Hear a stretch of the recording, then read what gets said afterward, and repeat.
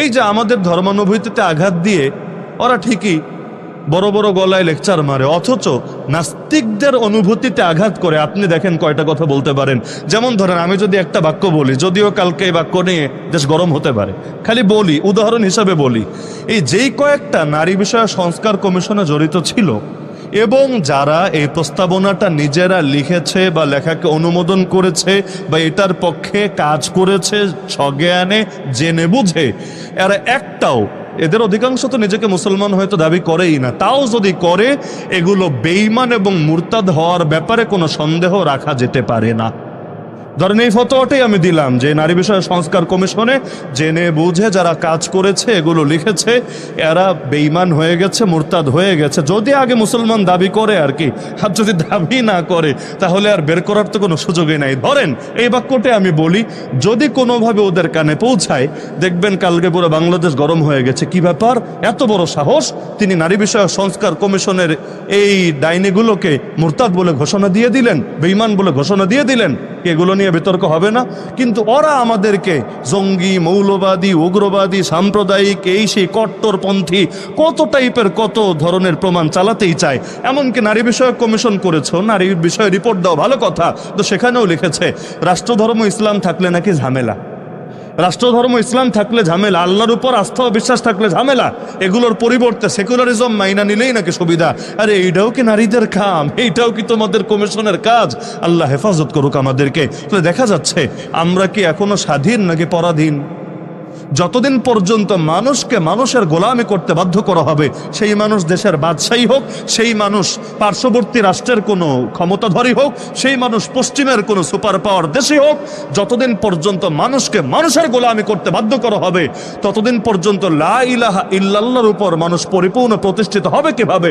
লা ইলাহা ইল্লাল্লাহ এসেছে জীবনের প্রতিটা ক্ষেত্রে বাস্তবায়িত হওয়ার জন্য। মসজিদে ঢুকলেও গোলামি করব কার? মাদ্রাসায় আসলেও গোলামি করব কার? মাহফিলে আসলে, খানকে আসলে, তাবলিগে গেলেও গোলামি করব কার? তো অর্থনীতিতে গেলে, রাজনীতিতে গেলে, ব্যবসা বাণিজ্যে গেলে, ক্ষেতখামারিতে গেলে, চাকরি বাকরিতে গেলে, সেখানে গোলামি করব কার? তো জীবনের প্রতিটা ক্ষেত্র, ব্যক্তি জীবন, সামাজিক জীবন, রাষ্ট্রীয় জীবন, পারিবারিক জীবন, প্রতিটা ক্ষেত্রে আল্লাহর গোলামি যদি করা না যায়, আল্লাহকে যদি চূড়ান্ত সার্বভৌম ক্ষমতার মালিক না মানা হয়, তাহলে লা ইলাহা ইল্লাল্লাহ বা কিভাবে বাস্তবায়িত হয়? অথচ এই 47-এ যে দেশ ভাগ হয়েছিল, আমরা ইন্ডিয়া না কেন, আমরা বাংলাদেশ কেন, এই যে দেশ ভাগ হয়েছিল, এই দেশ ভাগের প্রধানতম একটা স্লোগানই তো ছিল লা ইলাহা ইল্লাল্লাহ। বলা হয় নাই পাকিস্তান কা মতলব কিয়া? তখন তো দেশে পাকিস্তান, দেশে দুইটা, এক হলো হিন্দুস্তান, এক পাকিস্তান। এবং ওই সময় এটাকেও পাকিস্তানের অংশ বানাতে এখানকার নেতাদেরও তো আপত্তি ছিল না, কি ছিল নাকি? আমরা তো দুনিয়াতে আসি নাই, আমাদের অনেকের বাপেরাও আসে নাই, কিন্তু ওই সময়ের যারা নেতা ছিল তারা কি দেশভাগে আপত্তি করেছিল? অধিকাংশই করে নাই। তো তারাও তো এই স্লোগান মেনে নিয়েছিল, পাকিস্তান কা মতলব কিয়া লা ইলাহা ইল্লাল্লাহ, পাকিস্তান কা মতলব কিয়া লা ইলাহা ইল্লাল্লাহ। তো এই লা ইলাহা ইল্লাল্লাহর কারণেই যদি আমরা ভাগ হই, লা ইলাহা ইল্লাল্লাহর কারণেই যদি 6 লক্ষ মানুষ রক্ত দেয়, দেশ ভাগে 6 লাখ মানুষের রক্ত গিয়েছিল, একজন দুজন না। আর কি পরিমাণ নারী ধর্ষিতা হয়েছে, কতজন আহত হয়েছে, এগুলোর হিসাব আল্লাহ ছাড়া কেউ জানে না। 6 লাখ মানুষের রক্তের উপর যে দেশ গড়ে উঠেছিল, ওই দেশে আজও পর্যন্ত যে লা ইলাহা ইল্লাল্লাহ কায়েম করতে দেওয়া হলো না, এর চাইতে বড় জুলুম, বড় উদ্ধত্ত, বড় স্বৈরাচার তো আমি কিছুই মনে করি না। আরে ভাই, নেতা 1000টা পরিবর্তন হলে কি হবে? নীতি যদি একই থাকে, নেতা 100টা পরিবর্তন হলেও কোনো লাভ নাই। নমরুদ থাকলেও যা, ফেরাউন আসলেও তা, কি লাভ হবে? যতদিন পর্যন্ত আল্লাহর জমিন, আল্লাহর চূড়ান্ত ক্ষমতার মালিক না মানা হবে, কে আসলো আর কে গেল এটা বড় বিষয় না। এমন কি কে বাড়ি বানালো, কে রোড বানালো, কে এই বানালো, কে সেই বানালো, আরে রোড কি কেয়ামতের দিন আমার নাজাতের উসিলা হবে? নাকি কেয়ামতের দিন এই সেতুগুলো আল্লাহর কাছে আমার পক্ষে সুপারিশ করবে? আরে যদি আল্লাহর জমিনে আল্লাহরই রাজি করতে না পারি, রাস্তাঘাট, খাবার দাবার, এগুলোর কোনো দাম থাকবে না। তখন এই দুনিয়ার নেয়ামতগুলো উল্টো জাহান্নামে আরো বেশি মাইর খাওয়ার কারণ হয়ে যাবে। কিন্তু দুঃখের বিষয়, সেই 1757 থেকে আজ 2025 অর্ধেক হয়ে চলছে প্রায়, এখনো পর্যন্ত সেই যে স্বাধীনতা হারিয়েছি আর সেই স্বাধীনতা ফিরে পাই নাই। মাঝখানে একবার এসেছিল, ওই যে বললাম সৈয়দ আহমদ শহীদ রহমতুল্লাহর হাত ধরে বিজয় যাত্রা শুরু করেছিলেন, এক মুফতি ফতোয়া দিয়েছিলেন। মুফতিদের ফতোয়ায় বড় দাম আছে, সেকুলাররা বোঝে না, নাস্তিকরা বোঝে না, কিন্তু বাস্তবে মুফতিদের ফতোয়ায় অনেক দাম আছে। এক একটা ফতোয়া মাঝে মাঝে এক একটা বিপ্লব ঘটায় দেয়। আলহামদুলিল্লাহ, হুজুরদের শক্তি এমনি দেখা যায় না। আসলেই হুজুরদের শক্তি এমনি দেখা যায় না। তাদের হাতে বোমাও নাই, তাদের হাতে অস্ত্রও নাই, তাদের হয়তো বড় কিছুই নাই, কিন্তু তাদের সাথে তো আল্লাহ সম্পর্ক আছে। আর কিছু থাক বা না থাক, ওইখান থেকে যদি ফয়সালা নেমে আসে, পৃথিবীর মানুষ সেটাকে কিভাবে ঠেকাতে পারে? এই দুর্বল, এই অসহায়, নিরীহ হুজুরদের পাওয়ার দেখেন না। আলহামদুলিল্লাহ, আফগানিস্তানের জমিনে এই হুজুরদের হাত ধরেই তো আবারও দিন প্রতিষ্ঠা হয়েছে। হুজুরদের হাত ধরে না, কওমি মাদ্রাসার একজন হুজুর, কয়েকজন ছাত্র। মোল্লা ওমর কি একজন হুজুর? তো অনেক বড় হুজুর না যে শাইখুল হাদিস, মুফতি আজম, বড় মুহাদ্দিস, বড় বক্তা, কিচ্ছু না রে ভাই। ওই ছোট ছোট বাচ্চাদেরকে পড়ায়, ছোট একজন হুজুর, সাধারণ একজন হুজুর। কিন্তু তার দিলে একটা দরদ ছিল যে 9টা বছর যুদ্ধ করলাম সোভিয়েত ইউনিয়নের বিপক্ষে, রাশিয়া এবং অন্যান্য দেশের বিপক্ষে। তো এখন এতকাল পর যে স্বাধীনতা আসলো, এখন দেখা যাচ্ছে জুলুম তো কমে নাই, জুলুম আরো বেড়ে গেল। তো যুদ্ধ করে দেশ স্বাধীন করে কি লাভ যদি জুলুম আরো বাড়ে? মানুষ পেরেশান হবে না? হবে, অবশ্যই হবে। তো এখন দেখা গেল যে এখন চাঁদাবাজি আরো বেড়ে গেল, বাংলাদেশেও বেড়েছে, সব জায়গায় বেড়েছে। এই প্রতিটা আন্দোলন সংগ্রামের পর চাঁদাবাজি কিভাবে জানি হু হু করে বাড়ে। কেন বাড়ে, কিভাবে বাড়ে, এগুলো আল্লাহ ভালো জানে। তো ওখানেও দেখা গেল চাঁদাবাজি প্রচুর বেড়ে গেল। যে এলাকায় যে কমান্ডার ছিল, নিজের এলাকার নিজের একটা জায়গিরের মতো বানিয়ে ওইখানে চাঁদাবাজি শুরু করলো। তো দেখা যেত এক রোড ধরেন মাদারীপুর থেকে ঢাকা যাবেন, মাঝখানে 5 কমান্ডারের এরিয়া পড়বে। এই কমান্ডারও চাঁদা দাও, ওরেও চাঁদা দাও, ওরেও চাঁদা দাও, ওরেও চাঁদা দাও, ওরেও চাঁদা দাও। মানুষ চাঁদা দিতে দিতে অস্থির। আচ্ছা, চাঁদা দিয়ে তাও যদি সুখে থাকা যায় তাও তো আলহামদুলিল্লাহ, কিন্তু তাও না। দেশে ধর্ষণ বেড়ে গেল, খুনোখুনি বেড়ে গেল, চুরি ডাকাতি বেড়ে গেল, সব বেড়ে গেল।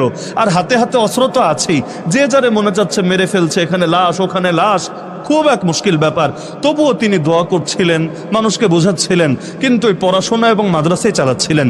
কিন্তু হঠাৎ করে একদিন তার কানে খবর আসলো, একজন নারী, যে নারী ছিল এক গাড়িতে, তার পরিবার সহ যাচ্ছিল, কিন্তু চাঁদাবাজরা রাস্তায় গাড়ি আটকিয়েছে চাঁদা নিবে বলে। অস্ত্র তো আছে, চাঁদা না দিয়ে কই যাবে? তো চাঁদা দিয়ে দিয়েছে। কিন্তু দেওয়ার পরেও তাদের নজর পড়েছে, একজনের নজর পড়েছে গাড়িতে থাকা একটা মেয়ের দিকে। সে বলছে, এই মেয়েটাকে রেখে তোমরা গাড়ি নিয়ে চলে যাও। তো মেয়ের আত্মীয় স্বজনও আছে গাড়ির ভেতরে। কে দিবে নিজের মেয়েকে এরকম অস্ত্রধারীদের হাতে রেখে গাড়ি নিয়ে যাবে? এটা পৃথিবীর কে করতে পারবে? তো তারাও রাজি হলো না। তাদেরকে পিটিয়ে মেরে আহত করে সেই মেয়েটাকে ঠিকই তুলে নিয়ে গেল। নিল তো নিল, পরবর্তী দিন মূল সড়কের উপর সেই মেয়ের বিবস্ত্র ধর্ষিতা লাশ পাওয়া গেল। তার মানে তাকে ধর্ষণ করে করে, গণধর্ষণ করে করে হত্যাই করে ফেলেছে। এই সংবাদ ধীরে ধীরে চারদিকে ছড়িয়ে গেল। পৃথিবীতে অনেক বড় বড় বিজয়ের পেছনে নারীদের অবদান আছে। তারা নিজের জান দিয়ে, নিজের ইজ্জত দিয়ে জাতির ভেতরে এক আগুনের স্ফুলিঙ্গ জাগিয়ে গিয়েছে। তো সেই নারীর সেই সংবাদ যখন আসলো একজন হুজুরের কানে, যে হুজুর কিতাব পড়াচ্ছিল, ক্লাসে বসা ছাত্রদের পড়াচ্ছে, কিন্তু হঠাৎ করে তার কানে সংবাদ আসলো যে জুলুম বাড়তে বাড়তে অমুক জায়গায় এক নারীকে ধর্ষণ করে, হত্যা করে রাস্তার উপর লাশ ফেলে রাখা হয়েছে। সঙ্গে সঙ্গে কিতাবের পাতা বন্ধ করে ছাত্রদেরকে বলল, ছাত্ররা, ইতিমধ্যে সে নিজে আহত, আগে যে 9 বছর যুদ্ধ করেছে, চোখ একটা নাই, আরো বহুভাবে আহত। কিন্তু ছাত্রদেরকে বলল, ছাত্ররা, পড়ালেখা বহুত হয়েছে, বেঁচে থাকলে আরো হবে। যদি মা বোনের ইজ্জতে হেফাজতে না থাকে, যদি আল্লাহর জমিন, আল্লাহর দিন বিজয় না থাকে, যদি মুসলমানরা যুদ্ধ শেষ হওয়ার পর আরো বেশি পেরেশানির ভেতরে থাকে, কি হবে এত পড়ালেখা দিয়ে? চলো, আমাদের যতটুকু সামর্থ্য আছে তা নিয়ে বদরের মতো আমরাও নেমে পড়ি ময়দানে। ইম্মান নাসর ইম্মা শাহাদা, হয়তো কপালে বিজয় আসবে, অথবা নসিবে শাহাদাত জুটবে। যেইটাই হোক আলহামদুলিল্লাহ, বিজয়ী হলো আলহামদুলিল্লাহ, আর যদি আল্লাহ শহীদ বানায় আরো বেশি করে আলহামদুলিল্লাহ। চলো আমরা নেমে পড়ি। এই ক্লাসের কয়েকটা ছাত্রকে নিয়ে নামলো। ওই ছাত্রকেই পশতু ভাষায়, মানে আফগানিদের যে ভাষা, ওই পশতু ভাষায় বলে তালেবান। এটা কোনো দলের নাম না, তালেবান মানে স্টুডেন্টস, তালেবান মানে স্টুডেন্টস। তো যেহেতু ক্লাসের ছেলেগুলোকে নিয়ে নেমেছে, এজন্য লোকে বলল, কি রে, তালেবান নিয়ে নেমেছে, ছাত্র নিয়ে নেমেছে। ওই যে ছাত্র নিয়ে নামলো, তারাও ভাবে নাই কতটুকু পৌঁছতে পারবে। নেমেছিল তো একটু সামান্য নিজেদের যতটুকু সাধ্যে আছে এটা করার জন্যে। আল্লাহর কি কুদরত! আল্লাহ ওই কাফেলাকে এমন সাহায্য করলেন, 2 দিন আগে যাদের নাম নিশানা ছিল না, যেই মানুষটা বড় সড়ো হুজুরও না, বড় কোনো কমান্ডারও না, কিচ্ছু না, কিন্তু আল্লাহ তাআলা তাকে আমিরুল মুমিনিন বানায় দিলেন। 1946 1996 থেকে 2001 পর্যন্ত স্বাধীন দেশে ইসলামী শাসন পরিচালনা করলেন। অবশেষে আমেরিকার বদনজর লেগে গেল, আমেরিকা এসে 19টা বছর পর্যন্ত জুলুম করলো, কিন্তু এরপর আল্লাহ তাদেরকে আরো শক্তিশালী করে সামনে আনলো। 1996 থেকে যে শাসনের ধারা আলহামদুলিল্লাহ এখনো পর্যন্ত চলছে। আল্লাহ চাইলে সেখান থেকে ইনশাআল্লাহ একসময় খেলাফতের সূর্য সারা দুনিয়া উঠবে। বলবেন এটা দাবি করলাম কিভাবে? দাবি করেছি তিরমিজি শরীফের এক হাদিসের আলোকে, যে হাদিস আমরা দাওরায়ে হাদিসের বছর পড়েছি। যখন পড়েছি ওই সময় তারা বিজয়ী হয়নি, তারা তো বিজয়ী হয়েছে 15 আগস্ট, আমাদের জেলের বছর, মনে থাকবে আর কি। জেলে বসে আমরা মিষ্টি খেয়েছি আলহামদুলিল্লাহ। জেলের ক্যান্টিনে মিষ্টি পাওয়া যায়, কারো জামিন হলে সবাইরে মোটামুটি মিষ্টি খাওয়ায় আর কি। তো যেই দিন 15 আগস্ট আল্লাহর বান্দারা বিজয়ী হয়েছে, বাংলাদেশে আমার জানা মতে কোনো জেলের ক্যান্টিনে মিষ্টি এক পিসও বাকি ছিল না, এই পরিমাণ মানুষ মিষ্টি খেয়েছে।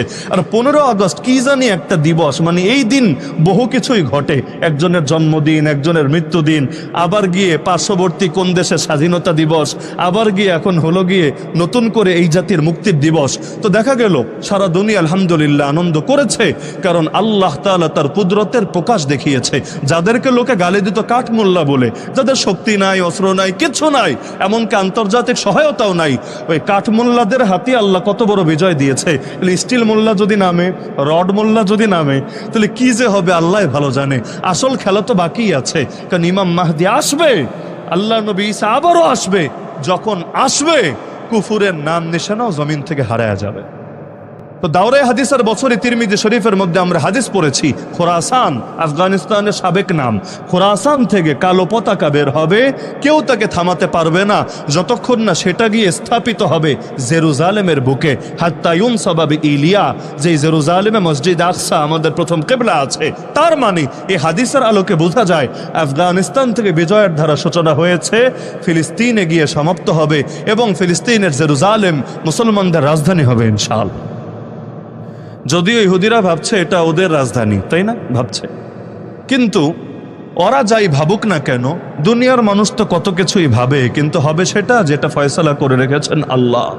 আল্লাহ তাআলা কোরআনে স্পষ্টভাবে বলেন, সূরা আরাফ আয়াত নম্বর 167। প্রত্যেকে চাইলে নিজেরাও আয়াতটা আরো গবেষণা করে দেখতে পারেন। আল্লাহ বলেন, ওয়াইজ তাআযানা রাব্বুক, তোমার রব ঘোষণা দিয়ে রেখেছেন, লায়াবআসান্না আলাইহিম ইলা ইয়াউমিল কিয়ামাহ মান ইয়াসুমুহুম সুআল আযাব। কিয়ামত পর্যন্ত, কিয়ামত তো এখন হয় নাই নাকি, কিয়ামত পর্যন্ত ইহুদিদেরকে দমানোর জন্য আল্লাহ একের পর এক এমন বাহিনী পাঠাতে থাকবেন যারা ওদেরকে কঠিন শাস্তি দেবে। ইন্না রাব্বাকা লাসারিউল ইকাব, নিশ্চয়ই তোমার রব দ্রুত শাস্তিদাতা, ওয়া ইন্নাহু লাগাফুরুর রহিম, এবং নিশ্চয়ই তিনি ক্ষমাশীল চির দয়ালু। এই আয়াত দ্বারা স্পষ্ট প্রমাণিত হয় ইহুদিরা কখনোই খালি ময়দান পাবে না। একের পর এক ওদের মোকাবেলায় মুজাহিদিন নামবে ইনশাআল্লাহ। একজন যদি শহীদ হয় আরেকজন এসে নেতৃত্ব ধরবে। এমনকি গোটা হামাসকেও যদি ওরা কখনো শহীদ করে ফেলে, আল্লাহ না করুক, তবুও এটা ভাবার কারণ নাই, ওরা স্বাধীনভাবে মসজিদ আকসা ভেঙে গুড়িয়ে এখানে মন্দির বানিয়ে স্বাধীনভাবে ইবাদত করবে না রে। যতদিন পর্যন্ত দুনিয়াতে একজন মুসলমানও থাকবে ততদিন পর্যন্ত ওদেরকে দমানোর জন্য আমার আল্লাহ কাউকে না কাউকে জামান সালাহুদ্দিন আইয়ুবী বানিয়ে ঠিকই ময়দানে পাঠাবে। কারণ কোরআনে যে ঘোষণা আছে এটা কখনোই ভুল হবে না, ব্যতিক্রম হবে না। আল্লাহ তাআলাই তো সব করেন, বান্দা তো জাস্ট ওসিলা। আল্লাহ কখনো আবাবিল দিয়ে করেন, কখনো সমুদ্র দিয়ে করেন, কখনো ল্যাংরা মশা দিয়ে করেন। তো যে আল্লাহ ল্যাংরা মশা দিয়ে করতে পারেন, এই আল্লাহ শক্তিশালী যুবকদেরকে দিয়ে করতে পারবেন না? এটা ভাবে কিভাবে? দুনিয়ায় 200 কোটি মুসলমান আছে, এই 200 কোটির মধ্যে কত সালাহুদ্দিন যে লুকায়া আছে, কোন দিকে কে যে মাথাচাড়া দিবে, আর এই জালেমদেরকে ওদের শয়তানি আর ভণ্ডামির প্রতিটা অহংকারকে মাটির সাথে মিশায় দিবে, এগুলো ইনশাআল্লাহ ইতিহাসে স্বর্ণাক্ষরে লেখা হতে থাকবে। তো এখন দেখা যাচ্ছে যে এই দুর্বল মানুষদের দিয়ে আল্লাহ কাজ করায় না। তো 1757-তে স্বাধীনতা হারালাম, এরপর একজন হুজুর একটা ফতোয়া দিয়েছিল, যে হুজুরের নাম শাহ আব্দুল আজিজ মুহাদ্দিস দেহলভী রহমতুল্লাহ আলাইহি, নাম হয়তো অনেকেই শুনেছেন। তিনি ফতোয়া দিলেন, হিন্দুস্তান মানে তখন তো পুরোটাই এক, তখন পাকিস্তান বলতে কিছু নাই, বাংলাদেশ বলতে কিছু নাই, পুরোটাই এক, যে হিন্দুস্তান দারুল হারব হয়ে গেছে, কুফুরের ভূমি হয়ে গেছে, এবং এটাকে পুনরায় উদ্ধার করা, মুক্ত করা, এবং এখান থেকে ব্রিটিশদের শাসনকে উচ্ছেদ করা প্রতিটা সক্ষম বালেগ মুসলমানের উপর ফরজ দায়িত্ব হয়ে গেছে। মজার বিষয়, যেই সময় তিনি ফতোয়া দিচ্ছেন ওই সময়ও গদিতে যিনি বসে আছেন তিনি মোগল বাদশাহ।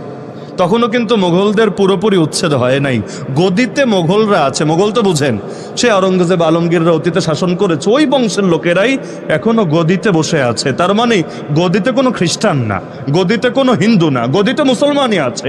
এবং রাজবংশের লোকেরাই, যারা ইতিপূর্বে এই অঞ্চলে ইসলামে শাসন করেছে 1-2 বছর না, শত বছর ধরে, শত শত বছর ধরে ওই বংশের লোকই আছে। তবুও তিনি ফতোয়া দিলেন এটার ইসলামের ভূমি নাই, কুফুরের ভূমি হয়ে গেছে। বলবেন কেন? গদিতে যে ইসলামী লোক আছে এটা উনি দেখে না? হ্যাঁ দেখে, কিন্তু এই ফতোয়া ভুল ছিল না। ওলামায়ে কেরাম এটাকে সঠিক বলে মেনে নিয়েছে। আজ ওই ফতোয়াকে তারা সঠিকই মনে করে। কেন? কারণ গদিতে কে বসে আছে ভাই এটা বড় বিষয় না, আসলে আদর্শ কোনটা চলে এইটা বড় বিষয়। যেমন বাংলাদেশে সর্বপ্রধান গদি তো হলো রাষ্ট্রপতির গদি হিসাবে, তাই না? রাষ্ট্রপতি, পতি মানে স্বামী, পতি মানে স্বামী। ওই বলে না অনেক মহিলাকে পতি ভক্ত, স্বামী ভক্ত। তো রাষ্ট্রের স্বামী হলো কে? ধরেন জনাব শাহাবুদ্দিন চুপ্পু সাহেব, তিনি হলেন বাংলাদেশ নামক রাষ্ট্রের স্বামী। স্বামী মানে মালিক, স্বামী মানে আবার ওই বউরে যে বিয়া করে সে না, বিচার দিনের স্বামী কে? আল্লাহ। তো স্বামী মানে মালিক, তো রাষ্ট্রপতি মানে হলো রাষ্ট্রের মালিক। তো সেই হিসাবে সবচাইতে বেশি পাওয়ার জনাব শাহাবুদ্দিন চুপ্পু সাহেবের থাকার কথা না? কিন্তু আসলেই কি সবচাইতে বেশি পাওয়ার চুপ্পু সাহেবের আছে? অথবা এখন বাদ দিলাম, আগেও কি রাষ্ট্রপতির সর্বোচ্চ পাওয়ার ছিল? আমি আপনারে পদ দিব কিন্তু পাওয়ার দিব না, এতে কিন্তু সমস্যার কিচ্ছু নাই। আপনি এর দ্বারা কোনো উপকারী লাভ করতে পারবেন না। আমি আপনারে মাদ্রাসার মুহতামিম বানায় রাখবো কিন্তু মাদ্রাসায় ঢুকতে দিব না। আমি আপনার মসজিদের ইমাম বানায় রাখবো কিন্তু মসজিদের আশপাশেও আসতে দিব না। আমি আপনার চেয়ারম্যান বানাবো, এমপি বানাবো, কিন্তু মাদারীপুরে পাও ফেলতে দেব না। তো কি হবে রে ভাই? উনি এই পদ দিয়ে কি হবে? পদ ধুয়ে পানি খাবে? তো এখন গদিতে যদিও বসেছিল মোগল বাদশাহ, কিন্তু ক্ষমতা আসলে তার হাতে ছিল না, ক্ষমতা ছিল ব্রিটিশদের হাতে। এবং ওরাই কুফরি আদর্শ জারি করেছিল এই দেশে। এজন্যই আমরা বলি নেতা কে এটা বড় বিষয় না, নীতি কি এইটা বড় বিষয়। নেতা যদি আমাকেও বানায় দেন, আমাকে, কিন্তু নীতি যদি আমার উপর চাপায়া রাখেন যে হুজুর আপনাকে এই কুফুর দিয়েই করতে হবে, এর বাইরে একটা কথা বলতে পারবেন না, একটা আওয়াজও করতে পারবেন না, তো কি লাভ হবে? লাভটা কি হবে?